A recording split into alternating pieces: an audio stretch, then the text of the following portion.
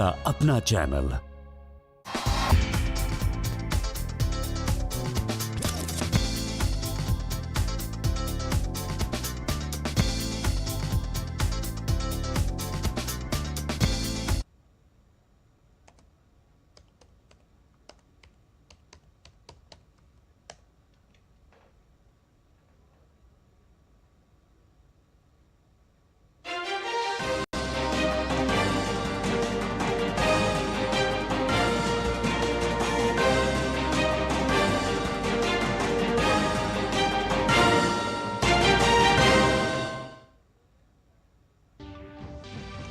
जम्मू कश्मीर में सिक्योरिटी की सूरत हाल और अमरनाथ यात्रा की तैयारियों पर नई दिल्ली में 2 दौर की हुई आला सतही जायजा मीटिंग। मरकजी वजीर दाखिला अमित शाह ने की मीटिंग की सदारत। Lieutenant governor Manoj Sinha, NSA Doval और फौजी सरबराह भी थे मौजूद।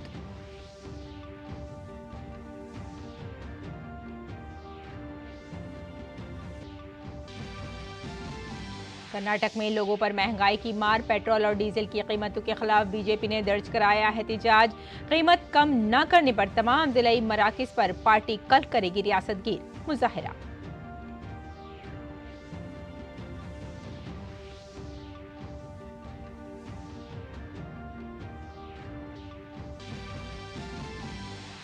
दिल्ली में पानी की किल्लत के खिलाफ बीजेपी ने दिल्ली के 14 मकामात पर किया एहतिजाजी मुजाहिरा। बीजेपी के अरकान पार्लियामेंट और अरकान असेंबली का आप हुकूमत के खिलाफ एहतिजाज। 18वें लोकसभा के पहले इजलास में उठ सकता है दिल्ली के आबी बहरान का मसला। दिल्ली असेंबली में भी बीजेपी इस मसले पर उठाएगी आवाज।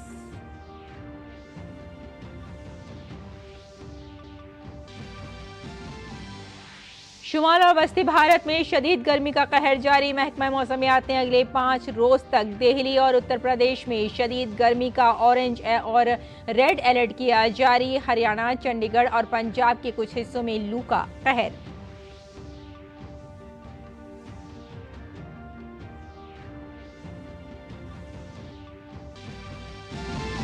तीसरी मर्तबा वजीर आजम बनने के बाद 30 जून को वजीर आजम नरेंद्र मोदी का पहली मर्तबा माहाना रेडियो प्रोग्राम मन की बात के जरिए मुल्क से करेंगे खिताब। मन की बात प्रोग्राम के लिए भेजे अपने ख्यालात और मशवरे।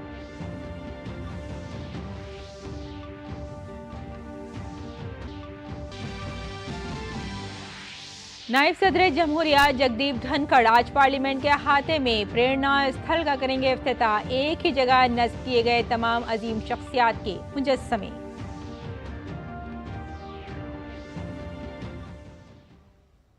आदाब नाज़रीन, खबरनामे में आपका इस्तकबाल है। मैं हूं आपके साथ रेशमा फारूकी। आइए तफसील से अब खबरों पर नजर डालते हैं। जम्मू और कश्मीर में सिक्योरिटी की सूरत हाल और श्री अमरनाथ जी यात्रा के हवाले से दिल्ली में अहम मीटिंग हुई। इस मीटिंग में श्री अमरनाथ जी यात्रा की तैयारियों का जायजा लिया गया। मरकजी वजीर दाखिला अमित शाह ने मीटिंग की सदारत की। जम्मू कश्मीर के लेफ्टिनेंट गवर्नर मनोज सिन्हा, कौमी सलामती के मशीर अजीत डोभाल, फौज और मकामी पुलिस हुक्काम ने भी मीटिंग में शिरकत की। ये मीटिंग 2 दौरों में हुई। इस मीटिंग में जम्मू कश्मीर की सिक्योरिटी और इंसदादी दहशतगर्दी ऑपरेशन, काउंटर इंटेलिजेंस और दहशतगर्दी की फंडिंग को रोकना, LOC पर दरअंदाजी पर पाबंदी वगैरह समेत दीगर उमूर पर तबादला ख्याल किया गया। श्री अमरनाथ जी यात्रा के दोनों रास्तों बालतल और पहलगाम के सिक्योरिटी को यकीनी बनाने, मुसाफिरों की सहूलत और दीगर कामों पर बातचीत हुई।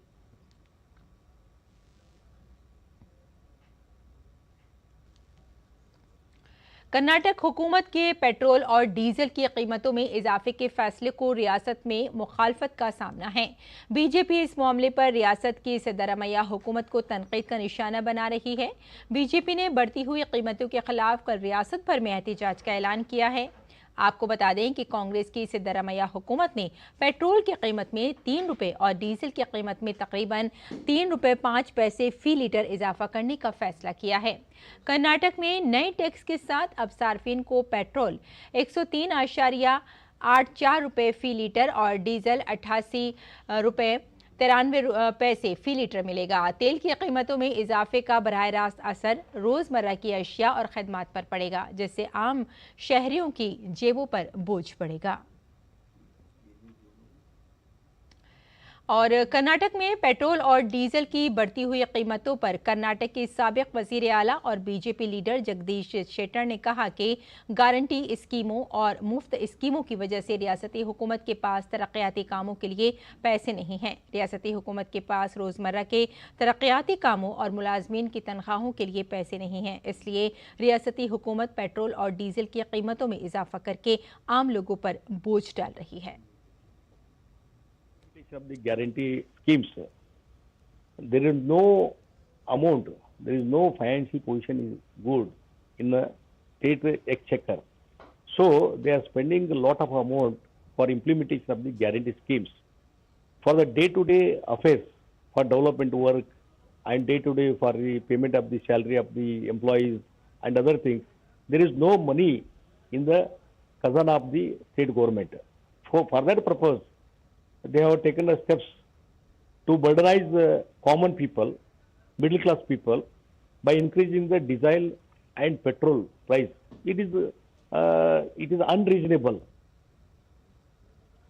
कर्नाटक बीजेपी के सदर वी विजेंद्र ने भी रियासती हुकूमत की तरफ से पेट्रोल और डीजल की कीमतों में इजाफे के खिलाफ एहतजाज दर्ज कराया है। उन्होंने कहा कि वजीर आला सिद्धारमैया की गैर जरूरी जमानत की वजह से रियासत को महंगाई का बोझ उठाना पड़ रहा है। पेट्रोल और डीजल की बढ़ती हुई कीमतों के खिलाफ बीजेपी कल रियासत भर में एहतजाज करेगी। Desperate Chief Minister Siddaramaiah ji, since he is not able to give any new programs in the state of Karnataka simply because of their guarantee. See, after Lok Sabha elections, now they have increased the price of petrol and diesel by 3 rupees and 3 rupees 50 paise. This will cost dearly for all the sections of the people in the entire state. So urge Honorable Chief Minister to take back this decision immediately. Tomorrow, we have organized protests across the state, and we are not going to keep quiet till the rates increase has been taken back. मरकजी वजीर प्रहलाद जोशी ने तेल की कीमतों में इजाफे पर कर्नाटक हुकूमत को तनकीद का निशाना बनाया है। उन्होंने कहा कि रियासती हुकूमत की तरफ से नाफिज की गई आधी अधूरी गारंटी की वजह से कर्नाटक में पेट्रोल की कीमतों में इजाफा हुआ है। उन्होंने कहा कि मोदी हुकूमत कीमतों को कंट्रोल करने की कोशिश कर रही है, लेकिन कर्नाटक हुकूमत ने अचानक कीमतों में इजाफा कर दिया। प्रहलाद जोशी ने कहा कि अगर रियासती हुकूमत बढ़ी हुई कीमतों को वापस नहीं लेती है तो बीजेपी इसकी मुखालफत करेगी।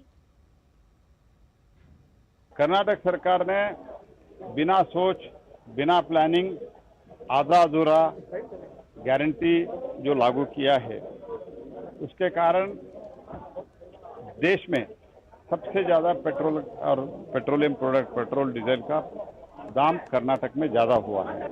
मोदी सरकार संवेदनशील के साथ ये प्राइस कंट्रोल में रखने के लिए बहुत ही कोशिश कर रहा है, लेकिन कर्नाटक सरकार ये दाम अचानक दोबारा बढ़ा दिया है। इसके परिणाम क्या होता है? हर एक एसेंशियल कमोडिटीज का दाम जो है, जो हम डेली यूज करते हैं, उसका दाम बढ़ेगा। मैं इसका खंडन करता हूं। तुरंत इसको रोल बैक करना चाहिए, और ये नहीं करते तो भारतीय जनता पार्टी अंत तक इसमें हम लड़ेंगे। बीजेपी के तर्जुमान शहजाद पूनावाला ने कहा कि कांग्रेस मुल्क भर में महंगाई का ढिंडोरा पीटती है, लेकिन जिन रियासतों में वो इख्तिदार में है वहां अवाम पर बोझ डाल रही है। ये तो कांग्रेस का खटाखट खटाखट लूटने का मॉडल है। हाथी के दांत और कांग्रेस के सिद्धांत, खाने के अलग दिखाने के अलग। कांग्रेस देश भर में ढिंडोरा पीटती है महंगाई का, और अपने राज्यों में जैसे कर्नाटका हो गया, जैसे हिमाचल हो गया, वहाँ पर कमर तोड़ महंगाई बढ़ाने के लिए, आम आदमी को, कॉमन मैन, मिडिल क्लास और किसान को कुचलने के लिए पेट्रोल और डीजल के दाम बढ़ा देती है। आज जिस प्रकार से कर्नाटका में दाम बढ़ाए गए हैं, ये दिखाता है कि कर्नाटका की ट्रेजरी को, जो हमने सरकार जब छोड़ी थी, फुल करके छोड़ा था, उन्होंने अपनी क्रैकपॉट स्कीम में सारे पैसे बर्बाद कर दिए, क्योंकि कर्नाटका की तिजोरियां खाली कर दी लूट कर। इसीलिए अब किसान पर, मिडिल क्लास पर, कॉमन मैन पर बोझ डाला जा रहा है। मुल्क की राजधानी दिल्ली में पानी का बहरान संगीन होता जा रहा है। दिल्ली के लोग शदीद गर्मी में पानी की तलाश में सरगर्दा हैं। हुकूमती सतह पर मीटिंगें हो रही हैं, लेकिन अब तक हुकूमत इस बहरान का हल तलाश नहीं कर सकी है। पानी के लिए पड़ोसी रियासतों पर इन्हिसार की वजह से दिल्ली की तकरीबन 3 करोड़ आबादी को परेशानियों का सामना है। दिल्ली के लोग पीने के पानी के लिए टैंकरों पर इन्हिसार कर रहे हैं। टैंकर के जरिए कई जगहों पर पानी के टैंकर्स के लिए घंटों इंतजार करने के बावजूद लोग पानी हासिल नहीं कर पा रहे हैं। टैंकर आते ही लोग इस पर टूट पड़ रहे हैं। आइए हम दिल्ली में पानी के बहरान के आदद-ओ-शुमार पर नजर डालते हैं। दिल्ली में पानी की गिनती जरूरत है और इसे रोजाना कितना पानी मिलता है। दिल्ली को रोजाना 129 करोड़ गैलन पानी की ज़रूरत होती है और दिल्ली में इस वक्त रोजाना 50 मिलियन गैलन पानी की कमी बताई जा रही है और दिल्ली में रोजाना तकरीबन 1000 से 1005 MGD पानी आता है। पानी का बहरान शुरू होने के बाद से दिल्ली में 950 MGD पानी आ चुका है और पानी की तलब फिलहाल 1295। आपको बता दें कि MGD 1300 है। मांग और सप्लाई के दरमियान फर्क तकरीबन 350 MGD बताया जा रहा है। बीजेपी के सदर वीरेंद्र सचदेवा की क़यादत में दिल्ली के तमाम 14 तंजीमी अजला में पानी के बहरान के खिलाफ एहतजाजी मुजाहिरे हो रहे हैं। पानी का बहरान अदम तवज्जोही की वजह से पैदा हुआ है। बीजेपी के तमाम मेंबरान पार्लियामेंट भी एहतजाज में हिस्सा ले रहे हैं। बीजेपी की दिल्ली यूनिट ने मटका फोड़कर मुजाहिरा किया।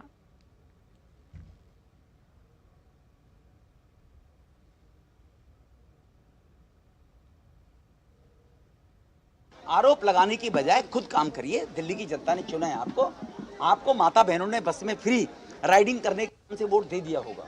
बिजली मीटर 200 रुपए 200 यूनिट बिजली फ्री में, उसलिए वोट दे दिया होगा गरीब लोगों ने।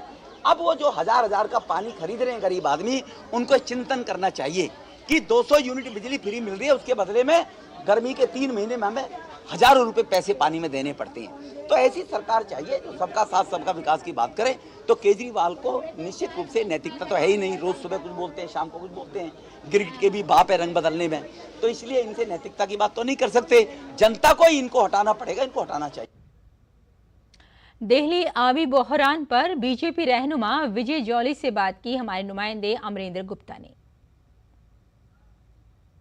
आखिर वो क्या वजह है कि दिल्ली सरकार समय पर दिल्ली की जनता की प्यास का ख्याल नहीं रख सकी और ऐसी भीषण गर्मी में उनको प्यासा छोड़ दिया। इस पूरे मसले पर भारतीय जनता पार्टी मुखर है और भारतीय जनता पार्टी लगातार अपना विरोध दर्ज कराते हुए जनता के साथ खड़ी है।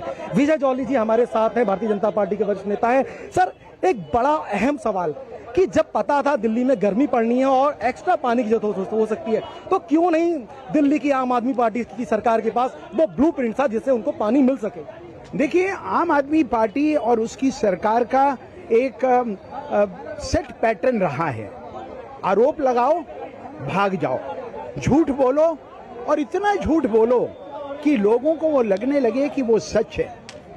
दिल्ली सरकार ने ये वादा किया था 24 घंटे 7 दिन हम पीने का पानी दिल्ली की जनता को मुहैया करवाएंगे। आज तक मुहैया नहीं करा पाए। जब हर वर्ष दिल्ली के अंदर गर्मी के दिनों में पानी की किल्लत होती है तो दिल्ली जल बोर्ड समर एक्शन प्लान बनाता है। कोई समर एक्शन प्लान नहीं बना, टैंकर्स की बढ़ोतरी नहीं हुई, पीने के पानी की जो वाटर लीकेजेस है, जो मुनक कनाल के माध्यम से, जो हरियाणा से, जो हिमाचल से पानी दिल्ली को मिलता है, उसको रास्ते में किस प्रकार से रिसाव होता है, उसको भी दिल्ली सरकार रेगुलेट करने में नाकाम साबित हुई है। दिल्ली की जनता को ये विश्वास दिलाते हैं अगर दिल्ली से आम आदमी पार्टी की सरकार अगले जनवरी 2025 के चुनावों में हम उखाड़ फेंकते हैं और भारतीय जनता पार्टी की सरकार बनती है, केंद्र में भारतीय जनता पार्टी की सरकार, दिल्ली में भारतीय जनता पार्टी की सरकार, और ये दूधारी जो तलवार है वो दिल्ली की जनता के हितों के लिए काम करेगी। ये दिल्ली की जनता को हम इन प्रदर्शनों के माध्यम से आश्वस्त करना चाहते हैं कि और कोई आपके साथ हो या नहीं हो, भारतीय जनता पार्टी आपके हर एक मुद्दे पर आपके साथ कंधे से कंधा मिलाकर इस गर्मी के अंदर भी आपके पीने के पानी की कमी के मुद्दे के ऊपर दिल्ली सरकार को जगाने का काम कर रही है। ये थे विजय जौली साहब, जिनका साफ तौर पर मानना है कि आखिर वो क्या वजह थी कि जिसको लेकर दिल्ली सरकार किसी ब्लूप्रिंट के साथ सामने नहीं आए, और अब जब जनता पानी को तरस रही है तो ऐसे में उनके जनप्रतिनिधि और नुमाइंदे जो हैं वो क्यों नहीं जनता के बीच में। साथ में उनका एक आह्वान भी है और आश्वासन भी है कि दिल्ली की जल के संकट के समय वो दिल्ली की जनता के साथ हैं। कैमरामैन मोर मुकुट के साथ अमरेंद्र गुप्ता, संगम बिहार, दिल्ली, डीडी न्यूज। भारत के शुमाली और वस्ती इलाकों के कई हिस्सों में शदीद गर्मी पड़ रही है और इसी तरह के हालात 19 जून तक बरकरार रहने का इम्कान है। महकमा मौसमियात ने दिल्ली और उत्तर प्रदेश में अगले 5 दिनों तक शदीद गर्मी का ऑरेंज और रेड अलर्ट जारी किया है। दिल्ली, उत्तर प्रदेश, मध्य प्रदेश, बिहार, हरियाणा और चंडीगढ़ के कुछ हिस्सों में 44 से 46 डिग्री सेल्सियस के दरमियान दर्जा हरारत रिकॉर्ड किया जा रहा है। उत्तर प्रदेश के प्रयागराज में कम से कम दर्जा हरारत ने गुज़िश्ता 127 साल का रिकॉर्ड तोड़ दिया है। चलचलाती गर्मी के पेश नज़र उत्तर प्रदेश में पहली से 8वीं जमात के स्कूलों की छुट्टियां 24 जून तक बढ़ा दी गई हैं। महकमा मौसमियात ने मेघालय में इस महीने की 19 तारीख तक और आसाम में 17 से 19 तारीख तक शदीद बारिश का इम्कान जाहिर किया है।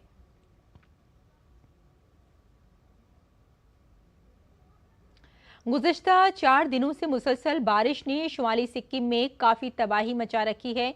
शदीद बारिश की वजह से शुमाली सिक्किम की तरफ जाने वाली सड़कों पर कई मकामात पर मिट्टी के तोदे और दरारें पड़ गई हैं। मुतादिद सड़कें टूटने से कई इलाकों से राब्ता मुनक़ता हो गया है। बारिश की वजह से 1200 से 14 सयाहों के फंसे होने का खदशा है और सिक्किम के वज़ीर आला प्रेम सिंह तमांग ने हर मरने वाले के लवाहिकीन को 5-5 लाख रुपए की इमदाद का ऐलान किया है। उन्होंने ये भी कहा कि हुकूमत बारिशों में तबाह होने वाले मकानात की तामीर नौ के लिए भी इक़दामात करेगी। आगे बढ़ते हैं। मरकजी वज़ीर तालीम धर्मेंद्र प्रधान ने नीट यूजी मामले में सामने आने वाली बेज़ाब्तगियों को लेकर सख्त मौक़िफ़ अपनाया है। धर्मेंद्र प्रधान ने कहा कि हुकूमत ने इस मामले को संजीदगी से लिया है। उन्होंने तलबा और वालिदैन को यकीन दिलाया कि जो भी कसूरवार पाया गया उसके खिलाफ सख्त कार्रवाई की जाएगी। नीट के संबंध में 2 प्रकार की अव्यवस्था की विषय सामने आई है। प्रारंभिक जानकारी ये तो आई थी, कुछ छात्रों को कम समय मिलने के कारण उनके वहाँ थोड़ा रोष थी, उनको कुछ वैकल्पिक ग्रेस मार्क की व्यवस्था दिया गया था, जिसको भी इस बीच में सरकार ने नामंजूर करके सुप्रीम कोर्ट की आदेश अनुसार 1563 बच्चों की पुनः परीक्षा की आदेश दे दिया है। दूसरा, 2 जगह पे कुछ गड़बड़ियों की भी ध्यान आई है। मैं छात्रों को और अभिभावकों को आश्वस्त करता हूं, उसको भी सरकार बड़े गंभीरता के साथ लिया है। वो जानकारी हमको मिली है। हम वो सारा विषय को एक निर्णायक स्थिति तक ले जाएंगे। उसमें कोई भी बड़े अधिकारी हो, एनटीए की कितने भी बड़े दायित्वधारी हो, अगर वो उनमें गुनहगार पाए जाएंगे उनको भी छोड़ा नहीं जाएगा।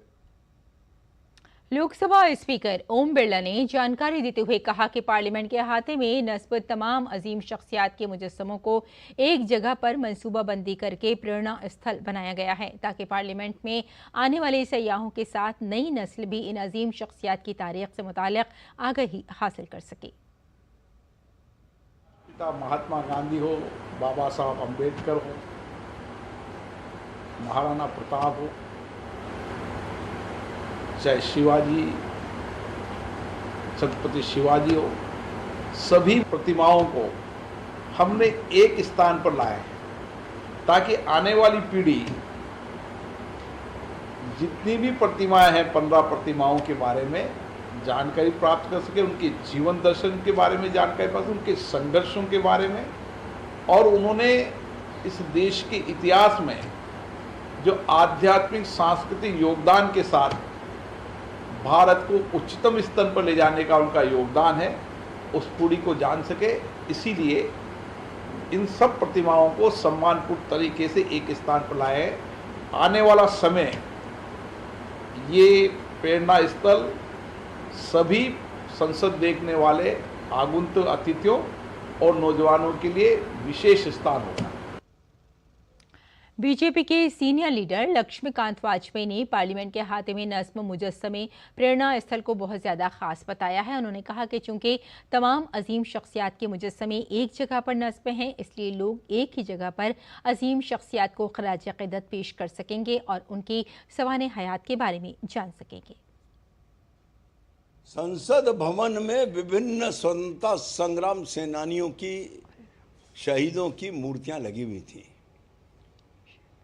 लेकिन प्रशासन ने ये तय किया कि इन सब मूर्तियों को एक स्थल पर लाकर और प्रेरणा स्थल के रूप में उसको विकास किया जाए।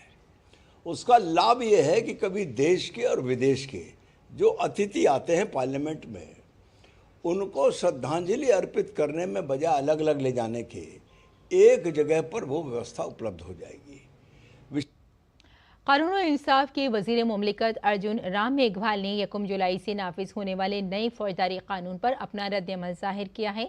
अर्जुन राम मेघवाल ने कहा कि 1 जुलाई से भारतीय Indian judicial code, Indian civil defence code और इंडियन एविडेंस एक्ट नाफिज होगा। इसके लिए नेशनल जुडिशियल अकादमी और नेशनल लॉ यूनिवर्सिटी में ट्रेनिंग चल रही है। 3 नए कानून के हवाले से बेदारी लाने के लिए वजारत कानून मुल्क भर में इजलास का इनेकाद कर रही है। इसी सिलसिले में कानून और इंसाफ की वजारत का तीसरा इजलास आज कोलकाता में मुनक्किद किया गया। 1 जुलाई से लागू होंगे भारतीय न्याय संहिता, भारतीय नागरिक सुरक्षा संहिता और भारतीय साक्ष्य अधिनियम। इसके लिए बीपीएनआरडी ये भी ट्रेनिंग दे रही है। हमारी जो जुडिशियल एकेडमी जगह जगह हैं, नेशनल जुडिशियल एकेडमी भोपाल है, हर राज्य में जो नेशनल लॉ यूनिवर्सिटीज हैं उन सब जगह इसकी ट्रेनिंग की व्यवस्था, हमारा इंफ्रास्ट्रक्चर जो खड़ा होना है, एफएसएल की जो लेबोरेटरीज ज्यादा बढ़ानी है, ये सब चीजें साथ साथ चल रही है। और 1 जुलाई से ये तीनों नए कानून जो क्रिमिनल जस्टिस सिस्टम के लिए महत्वपूर्ण हैं, ये तीनों लागू हो जाएंगे। और तीसरी मर्तबा वजीर आजम का ओहदा संभालने के बाद वजीर आजम नरेंद्र मोदी पहली मर्तबा मन की बात प्रोग्राम के जरिए कौम से खिताब करेंगे।